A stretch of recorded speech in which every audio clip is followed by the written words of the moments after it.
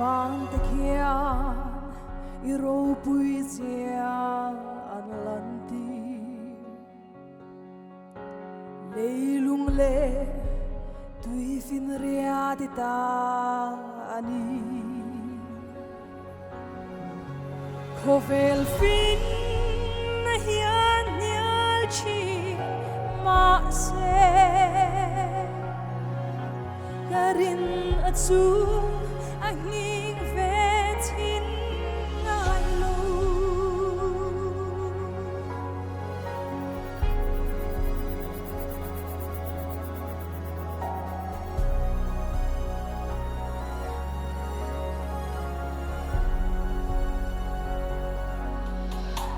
ka pathian ai ro pui an om lo ka pathian ai thil ti thei an om lo nei le fana lal om chun nani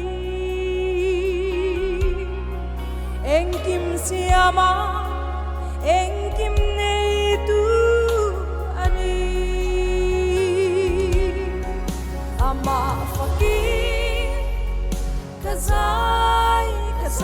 zela karin atua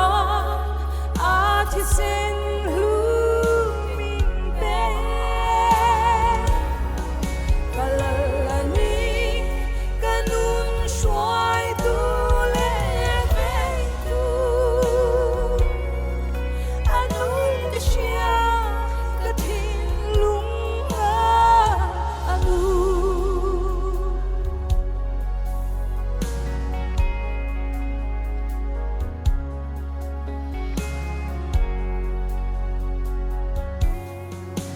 ka in chuang chin pathian fa kali amaneng kim ma min shia ti ka shia kanun na ka pong shuai tu ro pui kanun lai mu ka in nga na ani pathian fakir kazai zela karin atua ati sen lu min pe kalalani kanun shuai tu le vei tu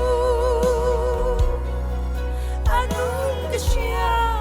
katin lunga anu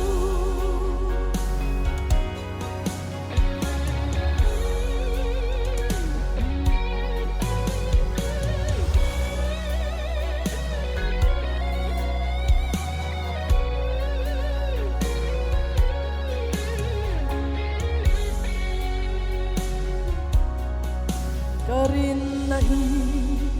nang maatsaw aom kadu so zong nei tu inira ba she chiang kamu atem bo chi khovel mamo eng kim chan na ani pathian fakir kazai zela karin atua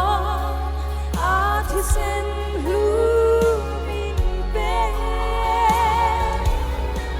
kalalani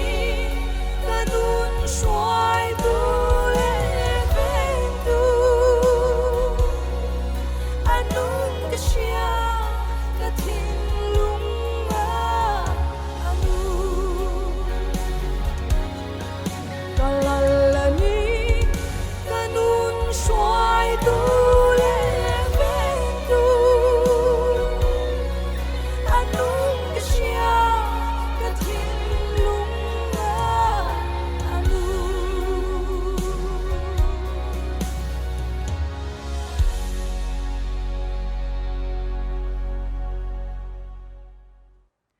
kalpan ro puina chang ro che